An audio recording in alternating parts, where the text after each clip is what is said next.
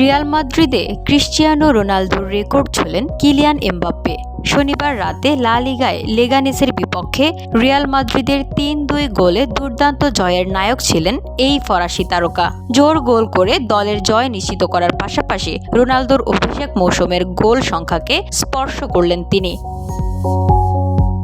Match শেষে Real Madrid টিভিকে Mbappe বলে, এটা সত্যি বিশেষ। দল হিসেবে যা করি সেটাই সবচেয়ে গুরুত্বপূর্ণ। তবে রোনালদোর সমান গোল করা আনন্দের। রিয়াল মাদ্রিদের জন্য তিনি যা করেছেন তা অসাধারণ। আমাদের মাঝে সব সময় কথা হয়, তিনি আমাকে পরামর্শ দেন। তবে আমার লক্ষ্য ট্রফি জেতা।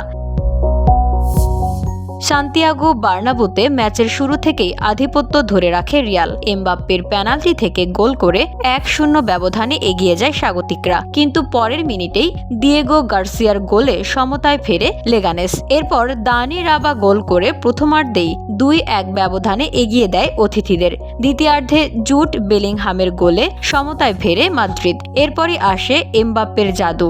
এক দারুণ পরিকল্পিত সেট পিস থেকে ফ্রান গার্সিয়ার পাস পেয়ে দুর্দান্ত শটে গোল করেন তিনি, যা এনে দেয় রিয়ালের জয়।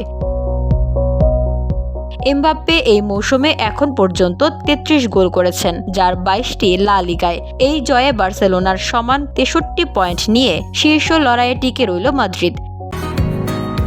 বসুন্ধরা, উত্তরা, বনশ্রী, কুড়িল ও বাড্ডা সহ রাজধানীর বিভিন্ন স্থানে অভিজাত ও অত্যাধুনিক মানের ফ্ল্যাট কেনার এক নির্ভরযোগ্য প্রতিষ্ঠান প্লেজেন্ট প্রপার্টিজ লিমিটেড।